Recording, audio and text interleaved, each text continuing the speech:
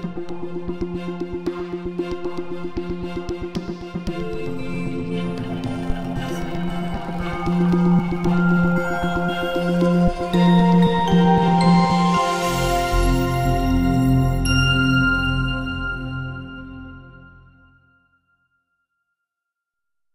bring you back to the picture, deductivism looks so attractive because one single instance suffices to falsify a hypothesis. Right? One single datum suffices to falsify. Therefore, the problem of inductivism is completely avoided, or in other words, the asymmetry between falsification and verification is exploited. So, and I'm saying, look, unfortunately, life is not that easy. It's a little more complicated. Now, look at the following situation that you really want to falsify a hypothesis, and this is something you all have heard in your scientific career already, that the falsification of a hypothesis is done by some measurement, but you must assume that the measurement is reproducible, right?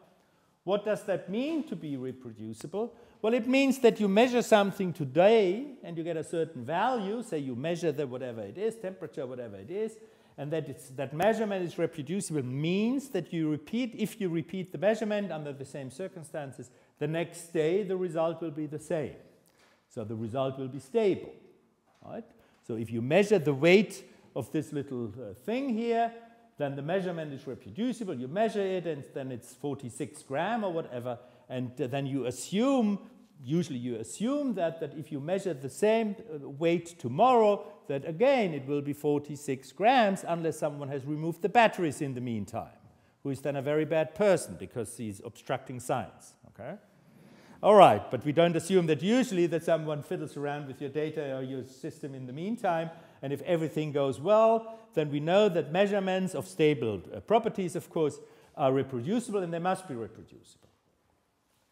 Now, the point is when you say I have a hypothesis here, and I falsify this hypothesis by this measurement because the hypothesis predicts something and the measurement says something else. And if that falsification is supposed to be definitive, then of course you must assume that you can reproduce the measurement. Right? If someone else repeats the measurement or you repeat the measurement the next day or in a year from now, then it must still falsify. Right? It must be the same measurement, but it must be reproducible. But that's a problem. Why is that a problem? That assumption makes use of an inductive generalization. You say, I've measured it 5 times now, or 10 times, or 100 times, and also tomorrow the same measurement, the result of the measurement will be the same. So you're inductively generalizing. Reproducibility, oh, damn it. Reproducibility. The posit of it is already inductive, because you're not only saying, I have reproduced it 5 times, but you mean by reproducibility that you can do that again tomorrow, the day after tomorrow, and the day after tomorrow. So in other words, in order to have that one empirical datum that is capable of really falsifying your hypothesis, isn't that, in a sense, just a single datum? Because it's that single datum with that function only if it's reproducible. And in the idea of reproducibility, there's already inductive generalization. So the problem is that we wanted to avoid, inductive generalization by saying, oh, we exploit the asymmetry between falsification and verification. But if you look at it closely, then it shows that even in falsification, beneath the surface, because you have to postulate reproducibility, there is again inductive generalization. So we didn't get rid of the problem of inductive generalization. And that's an insight that's, of course, not so nice. I mean, we started with the attractiveness of deductivism by saying, yes, it avoids the problem of induction. Wonderful. But then it turns out that you really look closely have to do with falsification, that you didn't get rid of the problem. Right? It only looks better, but it isn't really much better. And that's, of course, unpleasant, an insight. A definitive falsification is also not possible, as a definitive verification is not possible. right? Also, definitive falsification is not possible. So we didn't proceed very far, you know, towards something definitive, which we believed we could, namely, it looked as if we could definitively falsify some general hypothesis by some data that contradict it. But that doesn't work because in order for the data to be stable, stable meaning reproducible, you have to generalize and assume that this datum is reproducible in the future, which is nothing else but an inductive generalization. Okay? So the problem is we try to get rid of inductivism, but inductivism creeps in through the back door, right? And we can't get rid of it. And that's, of course, somewhat disappointing, right? And that is a problem of deductivism. That wasn't seen in the very beginning of deductivism because it looked so nicely with this asymmetry. Verify, okay, forget it, doesn't work, so we falsify, it works. But if you look closer, it has the same problem, so which we don't get rid of. Okay, that was the first problem, which again is a problem insofar as it decreases the main attractiveness, right? That what made it so attractive as a position is now undermined. And it says, oh, unfortunately, it's not that simple. But here is something else, another problem, which is in a sense even graver. It's similar to a problem that, I'm sorry, my thing doesn't work here. Let us look at this consequence of deductivism. That's now the second main problem, therefore the number 2 here, although there was no number 1 on the slide before, but this is number 2. The rule that science should never stop its attempts to critically test hypotheses leads to unintended and unpleasant results. And that is something I'm going to show you now. I mean, it looked, you know, this is this critical spirit of science, which made it attractive to Western intellectuals at least, and of course to other scientists who entered the Western tradition in a sense by joining this movement of modern science, which is a Western invention, of course, no doubt. But it looks so attractive, this critical attitude, but if you look a little closer, this critical attitude produces problems, unintended and unpleasant results. And I'm going to show you why. And then you perhaps say, I don't want to be a very critical scientist, or perhaps you draw other consequences. Let's see. Okay. Now suppose the following, and this is now something I already hinted at in an earlier session on inductivism. Suppose you have a hypothesis that states a specific functional dependence of a variable y on a different variable x. Right? Suppose this is your general hypothesis, this is a particular function, whatever it is, it may be a constant or whatever function it is. Suppose you have that hypothesis and you want to test this particular hypothesis. Here's a real-life example. I think I mentioned it already. You take Boyle's gas law in its simplest form. Temperature is constant, so P times V is a constant. Or here you've got the dependence, then P, K is a constant, is a function of V, namely 1 over V times K. Right? This is the function. This is a particular example of this one. Oh, take another example. Ohm's law, already mentioned it. Here you've got the current as a function of 2 variables, namely of the resistance, which is for a particular piece of matter a constant, and the voltage. Right? These are examples, real-life examples, that you may want to test empirically, and then you have to look at the dependence, whether this P really depends on V in this way or whether it doesn't. Okay? Now, the problem is really this, that the test of that hypothesis does not only include that y does indeed co-vary with the variable x in the way the function f states. Right? The function f tells you, well, if you change x a little, then y will change in the following way, and that, of course, you can test. So in that particular case, if you increase the voltage, then the current should increase proportionally, right? That is what Ohm's law tells you. And the test is, of course, finding that out, whether that's true. If I change V, and then whether I, the current, will also change proportionally with a proportional constant 1 over R. So that is the test. That's, of course, a part of the test, but that's not the end of the test, right? That's certainly not the end of the test, because you have to do the following. it must also include, the test must also include the test of the assumption that y depends on the variable x only, right? That's an assumption that's in this functional dependence. And it could also depend on additional variables, u, v, w, etc., right? So testing a dependence of y and x does not only mean, if you say that's the general connection between x and y, it doesn't only depend on that, if it's worthless if there are other variables as well, right? And you must test for these other variables. Now, the list of potentially influential variables is indefinite. That's the problem. We already encountered that problem in inductivism, and it's the same problem here. You know, there it was, I think, condition 2, that you should measure under various circumstances, and that problem reappears here in very clear form, namely that you must include all kinds of tests, including, now to have nice examples, the haircut of the experimenter, right? That could be a relevant variable. So please change your haircut and repeat all the experiments that you did for your master's thesis. Okay, it may also depend on the color of your hair. So please, why don't you change the color of your hair to red and then to green and then repeat all the experiments again? And it may depend on the length of your nails. So please cut your nails for the next experiment. And it never ends, right? As I told you, it may depend on the number of chairs in the room next to your lab, right? So put in more chairs, 1, 2, 3, 5. Oh, there are different sorts of chairs. Okay, so, and so on and so forth, right? It may also depend, I mean, the other example here is the position of Venus on the sky, right? Not only the position of Venus in your heart, but the position of Venus on the sky. So you're going to wait a full circle of Venus. Well, Venus isn't too bad because it's fast, but Jupiter is much slower, right? 20 years or something. And for every position of Jupiter, you must repeat your experiment. That y, the y, could depend on the position of Jupiter. How do you know? You are dogmatic when you say, of course it does not depend on it. Did you test it? No, you didn't.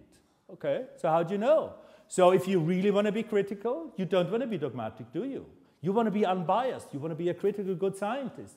So if anything you state, you must test, submit to test, right? It can be tested. Whether that variable depends on Jupiter's position or not, it can be tested. You just change the position of Jupiter and you could look at your variable and keep the other variables constant. It can be tested. So why don't you do it? Right? You must do it. That's what deductivism tells you. Okay? And that's strange, right? That's not feasible, quite clearly, right? It may also depend on, well, you can continue, whatever you take, right? Everything. Your y can continue on everything. It can continue whether this one looks like that or that, okay? You've got to repeat all your data. Everyone, all your data of your master's thesis, right? Because it changed this one. And it could depend on it. And you don't know, right? You assume it doesn't. How do you know? You didn't test it. You're dogmatic, okay? That's what deductivism tells you. That's the consequence of deductivism. And that's an unpleasant, what I said, unintended and unpleasant consequence. But it is a consequence of deductivism. And you may get the feeling there is something wrong with it, right? That can't be, in a sense, right? There is something strange, at least, going on here. And that means that a systematic test of the potential dependence of y on u, v, w, and you can take the strangest things, whatever you want, cannot be carried out. Testing cannot even approximately be complete. Never ever. What you test is, when you really do a test in science, is you single out 1 or 2 or 3 variables or 5, which is a tiny fraction of all the possible variables. It's 0 in comparison to infinity, really. I mean, it's just 5 or a finite number. Whatever you do, there are infinitely many more variables on which the value of the stuff you are measuring could depend. And you cannot exclude it unless you have tested it, that it doesn't depend on it. And therefore, this program of deductivism, especially this critical attitude, which looks so good in the beginning, is something entirely unrealistic, in a sense, right? That's the downside of criticism. It is, once you try to carry it really through and be a consistent critic and say, yes, I will avoid every dogmatism, believe me, then you end up doing the craziest things you can imagine. Yes, you wait for Jupiter to move a little, and then you repeat 5,000 measurements. And then you wait again, right? And someone says, But Venus is much more important. Oh, Venus co-moved, so I got to, and so on, right? And your haircut, and whether you drunk tea in the morning or coffee, and whatnot, and the color of your, and the shape of your hair, and whether you wear a scarf or not. You're going to repeat all the experiments once you take off your scarf. There's no way. You have to do that if you believe deductivism, right? You don't want to do that, so don't believe deductivism. But we should have an argument, right? And that is something we should now develop and look at that a little closer. I tell you now in more abstract terms what that problem is we are dealing with here, because that gives you some insight, also more general insight, in thinking about science, which is, of course, the idea of this class, that you learn to think about science. And in more general terms, the problem consists in the following, that I believe that an account of the development of science must contain the following three elements. You must have an answer to the following three questions, or have the following three elements. You must say something how in science hypotheses are generated, a principle for the generation of hypotheses. You must have a story. Now, I told you already two stories about that, namely the story of inductivism and the story of deductivism. Inductivism tells you, yes, I tell you how hypotheses are generated. You look at the data, right? You collect, without bias, you collect the data, theory-free data, you look at them, and then you generalize under conditions C1 to C3, and then you end up with a nice hypothesis which is inductively supported by the data, right? That's the story inductivism tells you. Deductivism tells you a different story. Deductivism tells you you are free. You are just free in the generation of hypotheses. Do it like Kekulé, but please be so good as Kekulé, then you are successful, right? You can dream up a hypothesis. You are free, right? That's also an answer, right? And a good one in the context of deductivism, because you say, yes, that's wonderful. I'm a creative scientist. I come up with a crazy idea. And then the next step is then that I test it, right? Severely. Well, and that is what I call here a principle for the elimination of hypotheses, right? That is also something you need. If you only create hypotheses, you know, they become more and more and more and more. And not all of them are right and good and usable, right? And useful. So we also need some sort of principle of eliminating them and saying, well, this hypothesis I don't want to keep in science, right? That's also necessary, right? Otherwise, you are overwhelmed by the number of hypotheses because they become more and more and more by this first principle, namely the generation of hypotheses. So the story I told you about the elimination of hypotheses in inductivism was, well, that was condition, I think, 3, that the hypothesis must not contradict any of the data that you collected, right? Then, away with the hypothesis. And the same, well, roughly the same, in deductivism. What you do, you eliminate the hypothesis once you've tested it, and the test was not in agreement, right, within the error bars with the deduction from the hypothesis, right? Then the hypothesis have to go.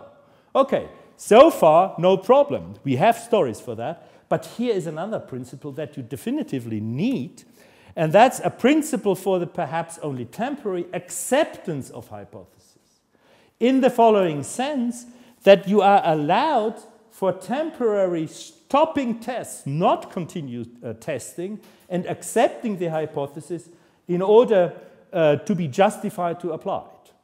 Right? Why? Remember, why do we want to have these general hypotheses? Because we need them for prediction, explanation, and technical use. So we must have a point that after the generation of the hypothesis and its justification by empirical tests, however they are done, you may say, now it's enough for the moment, right? And now I can use the hypothesis and predict something or explain something, right? But you must have a stopping point for the testing, right? Someone must tell you it's enough, right? And that is what I call a principle for the acceptance, perhaps only temporary, perhaps that's not forever, but at least for some time, that allows you to stop testing and saying, it's enough with testing, now I use it. Right? I predict something, I explain something, I build something, whatever it is. And you certainly need this principle. If you don't have this principle, then you are stuck with trying to eliminate hypotheses or generate hypotheses. And you never come to what you really want to do with these hypotheses. And there must be a principle that allows you to do what you want to do with them. Right? And that's the problem here with deductivism, that it has no principle of the acceptance of hypotheses. There isn't any. It just says, yes, you may accept this as long as it has survived the tests, but at the same time it says, yes, and you must devise immediately the next test. And as I told you before, because a variable can depend on infinitively many different variables, you have no way of stopping the tests with a good argument. There is no argument stopping tests in deductivism. And that's a problem. So you are missing, and therefore I gave you this more general description by which you can apply to any account of science and look, what is the principle for the generation, what's the principle for the elimination of hypotheses, and what's the principle for the acceptance of hypotheses. You need them all. And the problem of deductivism is that it's very weak here, a principle for the acceptance of hypotheses. Because that one overwhelms everything, the principle for the elimination. It tells you science is dynamic, it must continue testing, it must continue testing, it must continue testing, and it must continue testing, right? And it doesn't come to a natural stop. We have an argument to say, okay, forget it now, I did enough tests, I'm fairly sure it's good now, and now I'm going to apply the hypothesis for whatever scientific purpose or extra scientific purpose, but that's unfortunately not possible here. The fundamental problem of deductivism consists in its lack of a principle for the perhaps only temporary acceptance of hypotheses, right? And this is, the criticism goes on and doesn't stop. And in a sense, it destroys itself, right? If you want to be critical, totally critical, you're destroying yourself.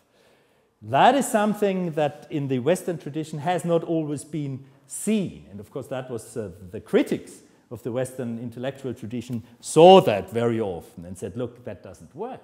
What you try to do is without faith, for instance. It just doesn't work. If you just leave your thinking alone, then you destroy yourself. So you need faith, and here we go, and become religious or whatever. That's possibly not the only answer to that problem. It's one of these answers that have been given in the history of thought in the Western tradition where that problem arises. Deductivism cannot stop testing hypotheses, thus never allowing the move forward to applications, right? And applications, not only technical applications outside of science, but inside of science, right? Science wants to explain, science wants to predict for science sake. But the same holds, of course, for the technical applications, because also there you need a justification why you can stop testing the hypothesis and build a dam, for instance. For the water engineers, right? You need some hypothesis about water and concrete and whatnot and what size, and you need all that stuff, and you need tables, and you want to apply them, right? And someone tested these things, right? These flow equations and pressure dependence of whatnot, right? And at one point you're going to say, yes, it's okay, I've got the table now I build the dam, right? Here's the design of the dam, and it needs this thickness because otherwise it breaks down, and we have earthquakes, okay, make it a little thicker and use more concrete and whatnot, right? But at one point, you start building. Building in the literal sense and in the metaphorical sense, building upon some hypotheses, which you have tested, but you have stopped testing, right?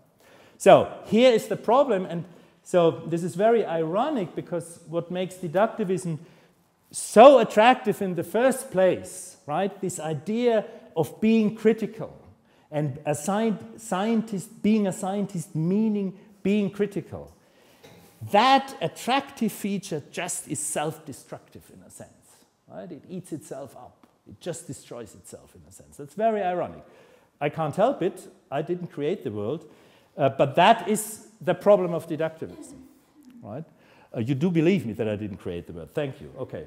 And the next theory is an answer, as I said, the same way I presented deductivism to you, that deductivism is the answer to the problems of inductivism, and it seemed to be a very good answer and stable answer and wonderful answer that really tells us what science is like.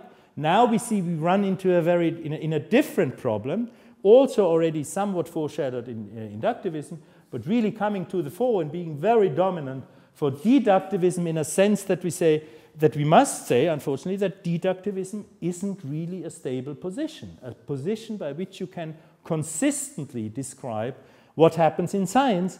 And the abstract description of this failure is simply that it lacks a principle for the acceptance of hypotheses, and people have discussed that problem for decades of trying to supplement deductivism by some sort of, stopping the criticism, but that doesn't really work because it becomes inconsistent with the critical stuff. That's the problem. You cannot really improve the position somehow.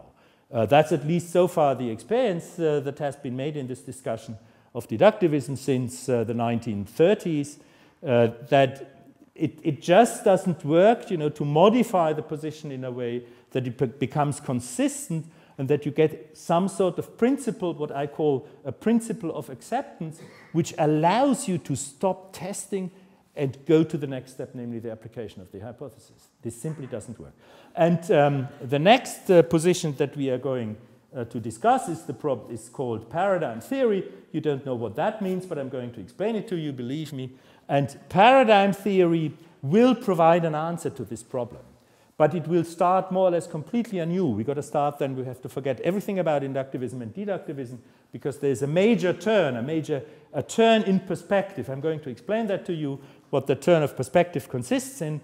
And the idea is then that in paradigm theory that we can solve these problems, and also understand what sort of enterprise science is, that it is, of course, somewhat somehow inductive, somewhat somehow deductive, but that's not the end of the story. There's something else in play. That is what paradigm theory tells us. This is paradigms, whatever that is. Okay, that'll be the subject of next session and the session afterwards. Now here a little about the literature. I think I mentioned this book already, Chalmers, What is this thing called science? There you find in chapters 5 to 7 the discussion of deductivism. Right? And also I want to mention this book from Karl Popper, The Logic of Scientific Discovery. That's the second edition from 1968. There are especially chapters 1 and 2. The original was published in German in 1934, if I remember correctly, or 34, now in the 30s. And then it was only translated into English in 1959. Then it became famous, and this is the second edition. Now, let's see whether I should start with the next chapter or whether we don't do that. Well, let me say yes. Let me just start with that position because we've got 10 minutes left and I can say something self-contained about paradigm theory. But first, I want to invite you to questions. Right? Did I fulfill my program? Explain the positions, make them plausible, and then criticism and destroy them? Right? Successfully? Good. Wonderful. That's what you should learn, right? Because then you start thinking about these positions.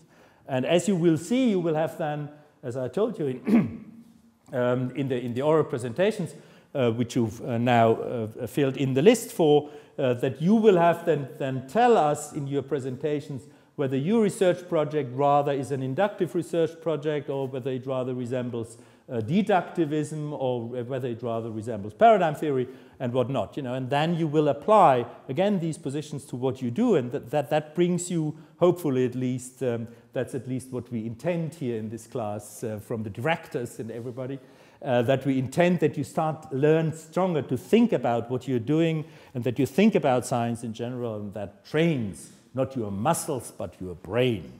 Okay, that's what we want to do here. Okay, no questions? Okay, it's your fault. If you don't ask questions, I won't answer them. Okay. All right, here we go on with paradigm theory. Again, I start in the same way. I give you the basic idea of paradigm theory, and in the next 10 minutes, I can only give you a very basic idea, namely a sort of a starting point of paradigm theory. And now I'm going to use what I introduced earlier, namely this terminology of normative positions versus descriptive normative versus descriptive positions. Remember, I said when I had presented inductivism, I told you that this is a normative philosophy of science in the sense that I introduced this position by showing you that it sounded very plausible and reasonable to fulfill the postulates of inductive generalization, because you think about them and think, yes, these are good rules in the sense that there are rules that lead to good scientific knowledge, reliable scientific knowledge. So the argument I presented for the position was an argument that supported how science should proceed, right? Therefore, a normative position. The contrast would have been that we all together make a tour here through the labs and look what the scientists are doing, then we write it up and describe what the scientists are doing, and then we say, okay, according to what we saw here, science consists in the following, then we simply describe it. And that's a different procedure, completely different procedure, because theoretically speaking, all the scientists here could do bad science, right? Unfortunately, Hannover could be, it is not, believe me. No, but it could be theoretically the city where the worst science in the world is being done. So when you run around and describe what they are doing, you describe just bad science and you don't know it because you have no quality measure. So the normative procedure avoids that completely. That says, look, we know what we want. We want to have reliable knowledge, so we think up the methods that should be followed such that the result of these methods will be reliable knowledge. And that's a normative procedure. We're thinking up the rules, right? We're not describing what people are doing, but we're thinking them up. And if you recount what I did in deductivism, I did exactly the same thing. Again, we didn't walk through the labs and talk to the scientists, but derived from the problems that inductivism posed, I proposed in presenting deductivism how these problems can be avoided or be solved, and then said, look, the different way is this. We accept theoretical elements everywhere, but then we have the hypotheses, and what should we do in order to avoid the bad ones, the false ones? Well, we test them, and that eliminates the false ones. Wonderful, okay? And you followed that and said, yes, that's a rational procedure, right? That's reasonable to do it. So this was, again, a normative procedure, right? Now, the point is, of course, that produced problems we couldn't solve. So, but here comes a turn that is away from these normative procedures. Paradigm theory says, well, these normative procedures, good and fine, but we start differently, right? They run into trouble, and what we do now, we compare the normative positions with the history of science, right?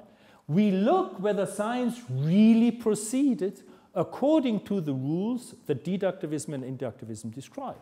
Right? So paradigm theory says, all right, let's look at deductivism. Deductivism says that scientists should always test their hypotheses, right? And then we can say, okay, let's look at the history of science, whether that's true, whether scientists did indeed or do indeed always test their hypothesis. And then you can say, okay, let's see what happens then. Now, it's not that easy because if there is a discrepancy, which happens indeed in the science, that's not immediately a clear result. It says, okay, the norms say one thing, say the norms of deductivism, say one thing, and the reality is different, okay? But there are two different possibilities. If scientists do not behave in the way the normative positions posit, that is the case, and I'll come to examples, we have a discrepancy between norms, how science should be done, and facts, how science is actually done, okay? So, but the question is, if that is a discrepancy, that means they cannot stay together. But the question is, which one is false? And that's an open question, because there are two possibilities. One possibility is, say, that these norms, that inductivism and deductivism posit that these norms are for some reason false. For instance, unrealistic or idiotic or whatever, right? That may be, that's a possibility. We don't know. We thought they were reasonable, but we may be wrong, right? They may be unreasonable, and therefore we should give them up. That's one possibility. But there is another possibility. It could be that the norms are okay, and the science that has been done in the history of science has been extremely sloppy and bad science because it didn't follow these norms. That could also be the case, right? Who knows? Well, you don't know in advance. I give you a different example. If you look here at Herrenhäuser Straße, I think here in opposite, it's Herrenhäuser Straße, right? And there are the cars, okay? There's a norm how fast they should go. It's 50 kilometers an hour. Many of these cars don't follow that rule. They go 55 and they get fined, okay? Now you say, okay, that's not a problem. They should be fine because it's 50. Okay. Now imagine we get a new mayor in Hanover, and the mayor says the maximum speed in Hanover is 5 kilometers per hour for cars. All right? And then, of course, if you look at Herrenhäuser Straße, I guess not all of the drivers would obey this law because they think that's idiotic. I mean, it doesn't make sense to drive only 5 kilometers per hour. So you have also a discrepancy then. Most of them would perhaps do 10 or 15, I don't know, 100 or whatever. They wouldn't obey the norm, right? Then you have, again, a discrepancy between the facts, namely how fast they drive, and the norm saying, in that hypothetical case, do only 5 kilometers per hour as a maximum. And of course, here it is quite clear that we would criticize the norm. We would say, it doesn't make damn sense to drive 5 kilometers per hour in a city, right? I may be willing to discuss 40 instead of 50, or perhaps even 30 instead of 50, which is a discussion going on today, by the way. But certainly not 5, or if 5 is still 1 kilometer per hour, right? That every pedestrian is much faster than every car, all right? That doesn't make sense, right? So what I'm meaning with this example is this: if we have a discrepancy between certain norms and certain facts, namely that the norms say something else, what should be done, what should happen, what should be the case, from what is actually the case, it's not clear where the fault is. It could be that the norms are idiotic for some reason or other, or it could be that the facts are just very bad facts, as, for instance, if someone does 100 kilometers in Hanover in front of a school, right? That's very bad behavior because it's really extremely dangerous for the kids, and nobody should do that. That is very clear. This fact is really a sign of a very bad thing, okay? So the facts can be bad, or the norms can be bad. But it's not clear a priori what is bad, right? So we have here a situation that's very interesting when we have to deal with, namely that paradigm theory, first of all says, look, you normative positions, I'm not saying you are false, but I want to bring to your attention that we have a discrepancy of what you're describing, how scientists should behave, and what we can observe in real science, how they do behave, right? There is a discrepancy. I will give you specific examples for that. You may have already seen examples if you compare some of these positions with the work of your supervisors or so, or what you read in the literature or so. The point is simply we start to have a new sort of problem, namely the problem of a discrepancy between norms and facts, and that is where paradigm theory starts, and that is becoming then interesting what paradigm theory has to say about discrepancy, where that leads to, for the development of another position in the philosophy of science, hopefully one that will avoid or solve the problems that deductivism and inductivism has. And that will be the topic of the next week's class. So I wish you a wonderful week, and I'll see you next week again.